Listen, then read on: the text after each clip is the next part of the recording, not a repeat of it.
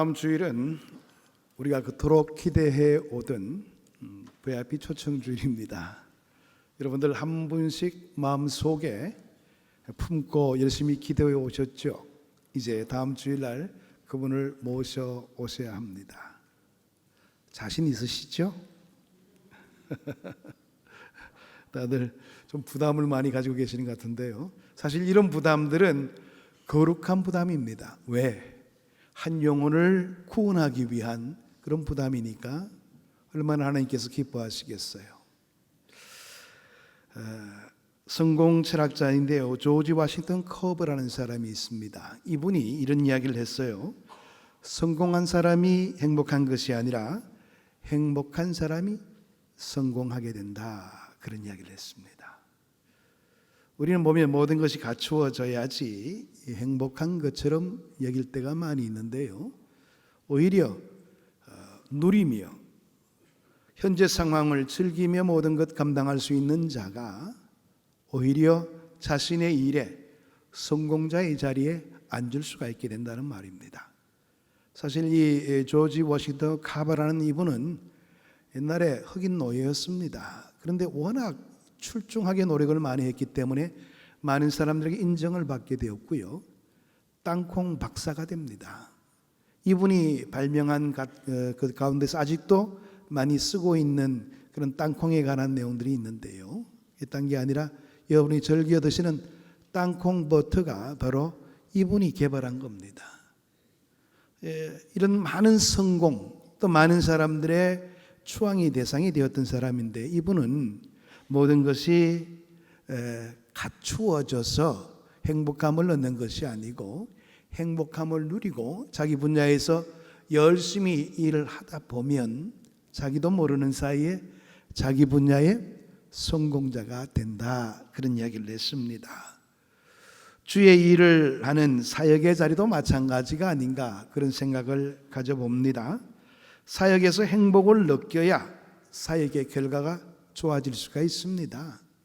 여러분, 주의 일 감당하게 될 때 입이 그냥 툭 튀어나와 가지고 주의 일 감당하게 되면 그 일 같이 하는 분도 부담스럽고 그 일을 하시는 것을 지켜보는 많은 분들도 부담스럽고, 그러다 보니까 일도 안 될 뿐더러 많은 사람들에게 지장을 주는 결과가 있지요. 주의 일 감당하게 될 때도 행복하게 하다 보면 그 일에 더욱 좋은 결과가 나타날 수가 있게 되는 겁니다. 전도도 마찬가지지요. 억지로 하려고 하다 보니까 부담이 가고 또 마음속에 큰 어려움들을 가지는 경우가 있는데, 정말 행복한 마음으로 내가 살아온 내용들을 그대로 그 대상자에게 드러내면 되는 겁니다. 이미 우리는 많은 것들을 가지고 사는 사람이기 때문에 그런 것입니다. 여러분, 우리가 신앙생활 하게 될 때도 가장 우선시해야 되는 부분들은 신앙생활 자리에서 우리의 행복을 빼앗겨서는 안 된다는 사실이에요. 우리가 행복하지 않고서 어떻게 많은 사람들에게 전도할 수가 있겠습니까? 우리가 우리의 삶의 현장 속에서 진정으로 행복을 느끼지는 못하면서 예수 믿으라 어떻게 말할 수가 있겠는가 하는 점입니다. 그래서 이미 우리는 예수를 믿음으로 통해서 주님으로부터 많은 것들을 소유한 사람이니 허락되어진 자리에서 기쁜 마음으로 행복한 생활을 잘 감당하면 된다는 사실입니다.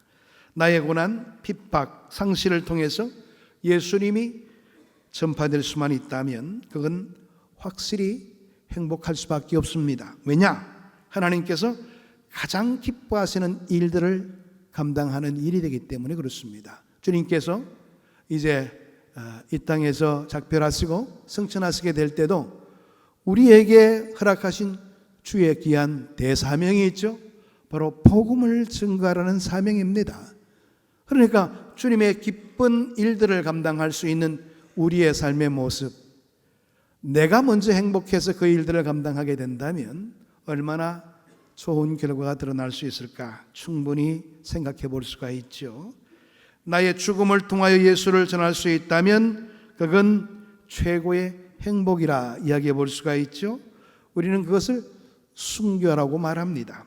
순교는 그리스도인의 최고의 영광, 최고의 행복의 자리입니다. 오늘 이 본문에서 사도 바울은 확신이 가득 차서 자신의 행복을 선언하고 있습니다. 바울이 이 행복을 선언한 그 자리가 고대 광실에서 진수성찬을 차려놓고 그렇게 증거했던 말이 아니라는 점에 있어서 오늘 그 귀중함이 더해진다는 것을 느껴볼 수 있습니다. 사도 바울은 쇠사슬에 매인 죄인의 몸으로서 행복을 선언하고 있었던 겁니다. 평소 행복을 느끼고 살던 사람도 손에 쇠고랑 차고서 행복에 겨워한다는 거, 이거 있을 수 있는 일입니까? 쉬운 일이 아니죠. 아마 그 마음 속에 내가 행복한 마음을 드러내고 싶어도 내 꼴이 이런 꼴인데 뭐 설사 내가 행복을 선언한들 누가 내 말을 들어주랴, 이런 생각이 앞설 겁니다. 이런 내적인 갈등이 얼마든지 일어날 수 있는 상황, 그 상황이 바로 사도 바울이 처한 상황이었습니다. 사도 바울은 재판장에 서 있었거든요. 당시 재판관은 일개 하급 판사가 아닙니다.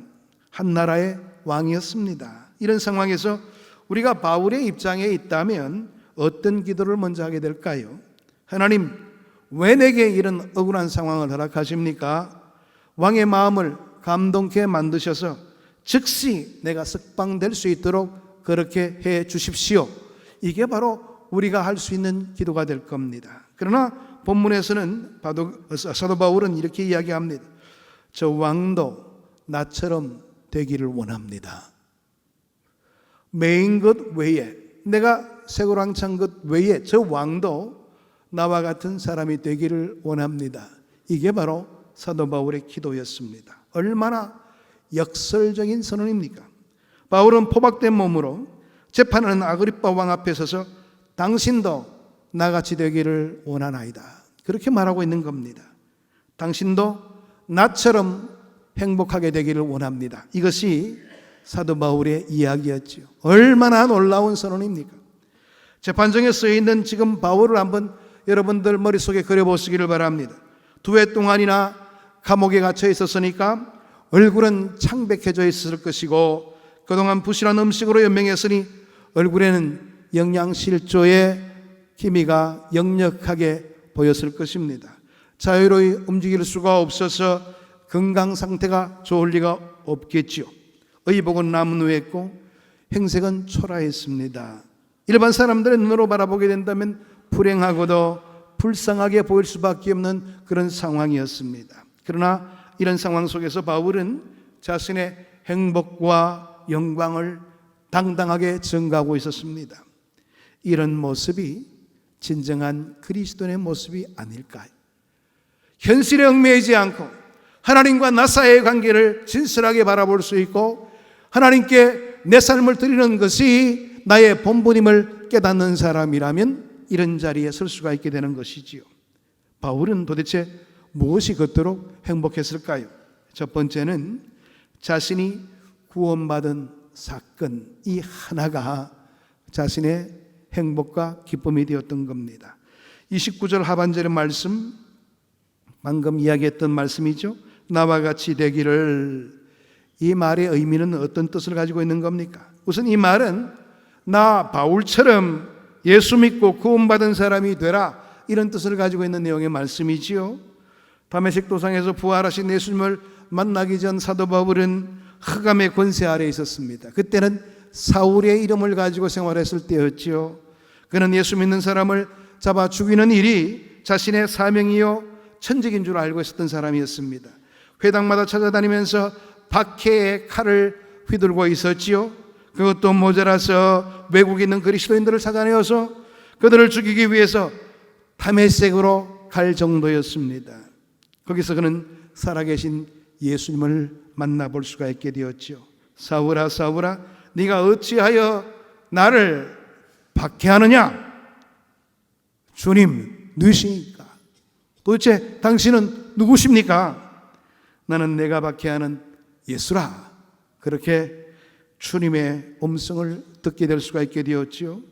여기에서 사울의 인생이 완전히 천안점에 이르게 되는 특별한 역사가 일어나게 되었습니다. 아, 내가 하나님을 섬긴다는 게 오히려 하나님을 박해하는 일이 되고 말았구나. 그들이 내 형제 자매인 줄 알지를 못하고 누명을 씌워서 감옥에 가두었고 채찍질하면서 죽음에 이르도록 만들었구나. 나는 흑암의 권세에 사로잡혀서 내 하는 짓이 무엇인지 알지 못했던 죄악 덩어리였구나. 비로소 주님을 만나고 나서 확실하게 자신을 돌아볼 수 있는 기회를 가질 수가 있게 되었습니다. 그는 그 땅에서 땅을 치며 후회했습니다. 눈물을 흘렸습니다. 물 한 모금 마시지를 못하고 자복하며 회개하는 모습을 보였지요. 그 후 그는 전혀 새 사람이 되었습니다. 예수 믿는 자를 박해하던 자가 변하여 오히려 예수를 증거하는 전도자가 되었습니다. 그리스도를 미워하던 자가 변하여 예수 그리스도 때문에 옥에 갇히고 채찍에 맞으며 피 흘리는 일을 오히려 기쁨으로 여길 수 있는 그런 사람의 모습을 보이게 되었습니다. 예수를 위한 고난은 그의 행복이었고 영광이었습니다. 내가 구원받은 사람이 되었다는 것, 이거 얼마나 기가 막힌 일인가. 나는 좀 전까지만 하더라도 예수 믿는 사람들을 박해했고 하나님을 박해했던 사람인데 내가 이렇게 주님의 일에 쓰임받다니 이것보다 더 행복한 일이 어디 있는가. 이게 바로 사도 바울이 가지고 있었던 자긍심이었던 겁니다. 그래서 그는 담대히 외칠 수가 있었습니다. 왕이여, 당신도 나처럼 예수를 믿고 변화받아 새 사람이 되십시오. 그때 당신도 진정 나와 같은 입장에 설 수 있는 사람이 될 수가 있을 것입니다. 이와 같이 당당하게 외칠 수가 있게 되었던 겁니다. 사도 바울이 그토록 행복할 수 있었던 또 다른 이유는 무엇일까요? 두 번째는 그는 진정한 힘의 근원을 알 수 있었기 때문에 그 당시 왕 앞에서도 당당함을 잃지 않고 아주 담대함으로 자기의 소신을 펼칠 수가 있었습니다. 나와 같이 되기를.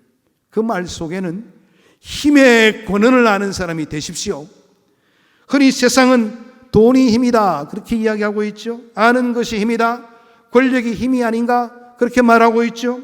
그래서 나처럼 되라, 이 말은 세상 사람의 입장에서는 뭔가 가진 사람이, 뭔가 높은 위치에 있는 사람이 낮은 사람을 향해서 말할 수 있는 그런 말입니다. 한 나라의 대왕과 또 그 앞에 죄수의 몸으로 쓴 사도 바울, 이런 상황에서는 누가 누구를 보고 닮으라고, 나와 같이 되기를 원한다고 말할 수가 있겠습니까? 그러나 바울에게는 이런 통념을 깨는 아주 무서운 힘이 있었습니다. 아그리빠 왕이여, 당신도 나처럼 되십시오. 왕을 침묵케 했던 그 어젓한 이 바울의 기계를 한번 생각해 보시기를 바랍니다. 세상의 그 어떤 힘 앞에서도 당당함을 잃지 않고 말할 수 있는 그 사도 바울이 가지고 있었던 자신감, 이건 어디에서 비롯된 것일까요? 사도 바울은 세상의 힘과는 비교될 수 없는 하나님의 힘이 자기와 함께하고 있다는 것을 알았기 때문에 그 어떤 존재 앞에서도 당당함을 잃지 않을 수가 있게 된 겁니다. 바울의 권세는 곧 하늘의 권세였지요. 사도 요한은 요한복음 1장 12절의 말씀에서 영접하는 자, 곧 그 이름을 믿는 자들에게는 하나님의 자녀가 되는 권세를 주셨으니, 예수를 믿는 자는 하나님의 자녀의 권세를 가지고 있는 자입니다. 사도 바울도 이것을 확실히 알고 있었기 때문에 나는 보통 존재가 아니다, 당신 뒤에는 당신의 힘이 전부이지만은 나는 내 뒤에 하나님의 그 권세가 나를 붙들고 있음을 내가 너무나 잘 알고 있다. 그렇기 때문에 나는 당당하게 당신에게 나와 같이 되기를 원한다고 말할 수가 있다. 이렇게 이야기하고 있는 겁니다. 그렇습니다. 진정한 힘, 진정한 권세를 알고 가졌기에 우리는 행복한 사람인 겁니다. 사도 바울만 행복한 사람이 아니라 우리는 구원받아 하나님의 자녀가 된 사람으로서, 주님을 영접하여 하나님의 자녀가 되는 권세를 가진 사람으로서 우리 또한 그와 같은 영광의 자리에 서 있는 사람이라는 것을 믿으시게 되기를 바랍니다. 우리는 패하지 않습니다. 우리는 망하지 않습니다. 우리에게는 참된 힘, 영원히 승리하는 힘이 있기 때문에 그런 겁니다. 그래서 사도 바울은 그렇게 강력하게 외칠 수가 있었고 우리 또한 그런 자리에 서 있는 존재가 될 수가 있는 겁니다. 사도 바울이 자신의 행복을 선할 수 있었던 세 번째 이유가 있습니다. 바울은 그 어떤 환경 속에서도 매이지 않는 자유인이기 때문에 그렇게 담대히 이야기할 수가 있었습니다. 지금 바울 앞에 버티고 앉아있는 아그리빠 왕은 세상의 영화와 권세와 명예의 상징이었지요. 그러나 바울은 그를 조금도 부러워하지 않았습니다. 부러워하기는커녕 이 왕도 자기와 같이 되기를 원하는 그런 열망으로 가득 차 있었던 것이지요. 실상요, 그 당시에 아그리빠 왕은 보잘것없는 왕이었습니다. 왕이라고 이야기하기에도 정말 창피할 정도였습니다. 지금 그 아그리빠의 왕은 이 사도 바울과 만나는 자리에 버니게라는 그런 이복 여동생과 함께 했습니다. 그런데 그 당시에 파다했던 소문이 뭐냐? 자기 이복 동생과 근친상간의 관계를 가지고 있다고 그렇게 소문이 나와 있었습니다. 말은 왕이지만 그는 실권이 없었습니다. 로마의 총독 앞에서도 떨 정도였습니다. 로마의 황제 앞에서 감히 설 수 없는 존재지요. 그런 비참한 현실을 사도 바울은 너무나도 잘 알고 있었습니다. 당신도 그런 어려운 자리에 거하지 말고 나와 같이 자유롭게 그리스도 가운데서 자유함을 누릴 수 있는 자가 되기를 원합니다. 이게 바로 사도 바울이 아그리빠 왕에게 증거했던 귀한 내용의 말씀이었던 겁니다. 다시 말해서 왕관을 쓴 노예가 되기보다는 무관의 자유인이 되기를 원합니다. 죄악의 포로에서 벗어나 세상 그 무엇에도 매이지 않는 영혼의 자유함을 얻게 되기를 원합니다.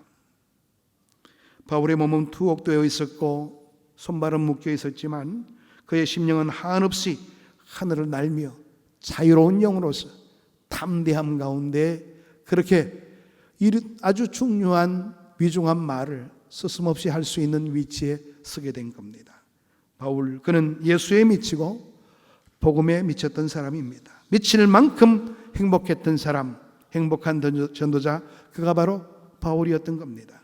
본문 24절에 의하면 바울의 간증을 듣고 있던 베스도 총독이 바울을 향해서 이렇게 이야기했습니다. 바울아, 네가 미쳤도다. 내 많은 학문이 너를 미치게 한다. 그렇게 이야기를 했습니다.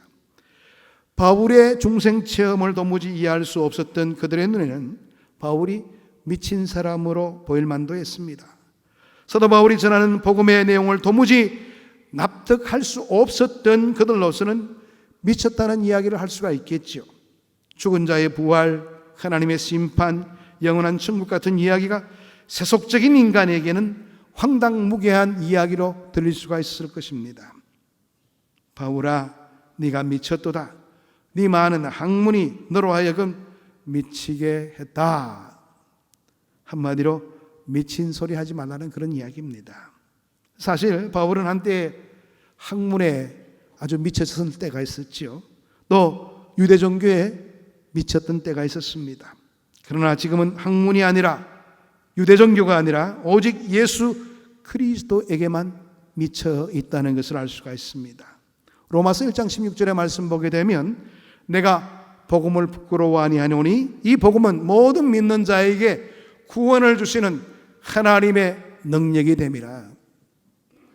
주님께서 나에게 허락하여 주신 이 복음의 귀한 사건은 믿는 자에게 구원을 주시는 하나님의 능력이 된다.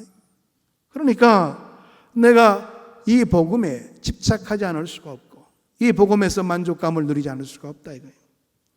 사도 바울은 예수를 핍박하던 자신을 거두어 주신 주님의 사랑에 감격해 할 수밖에 없었던 겁니다. 주의 사랑의 노예가 되어 사명의 노예가 되어 말씀의 노예가 되어서 최선을 다람질하는 그런 모습을 보이게 된 겁니다.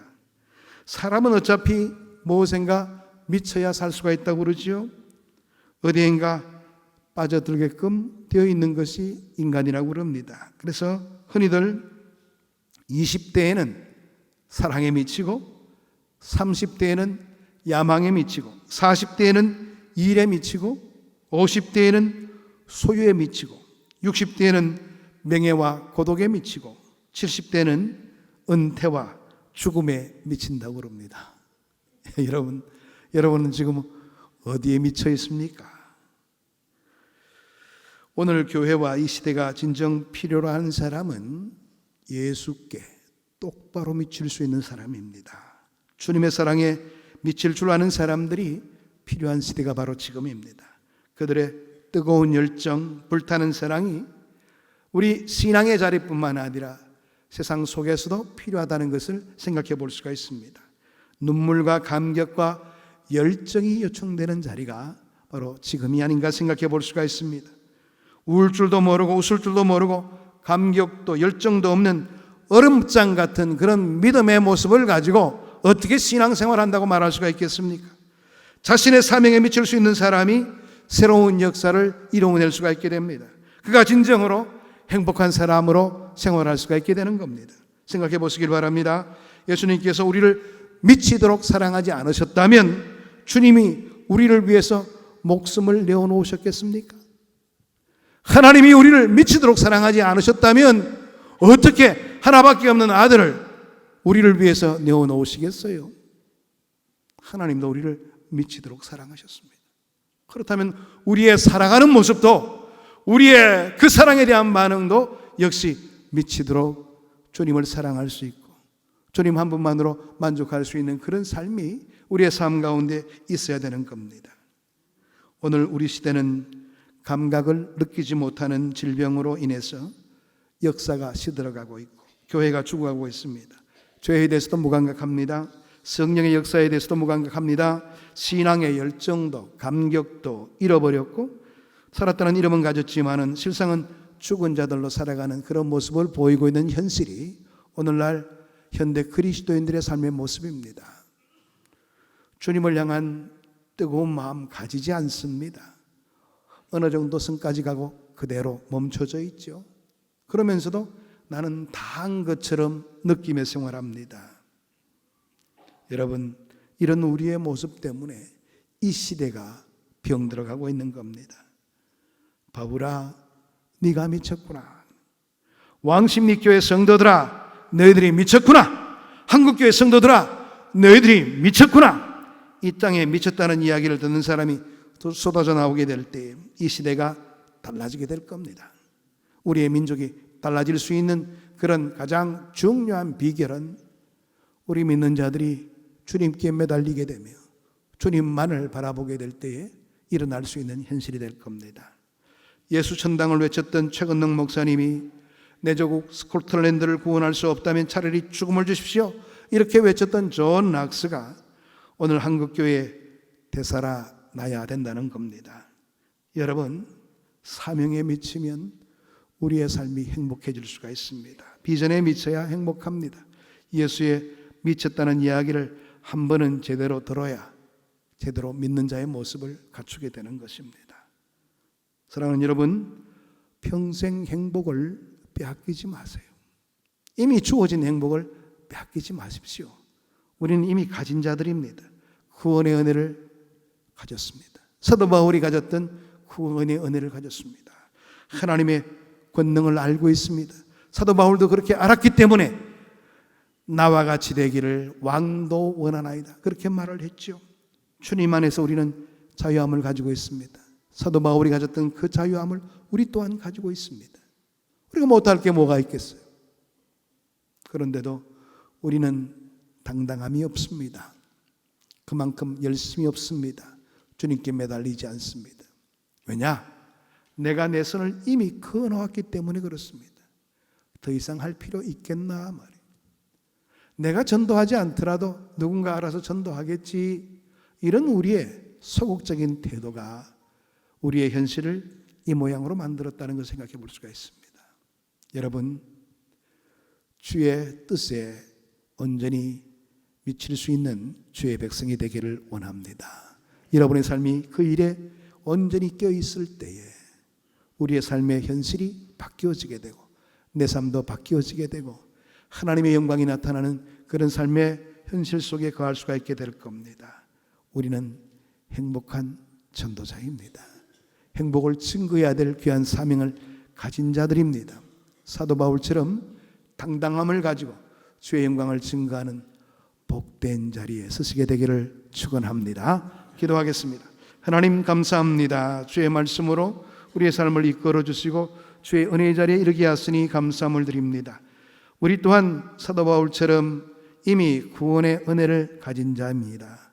사도 바울처럼 하나님의 권능도 알고 있습니다.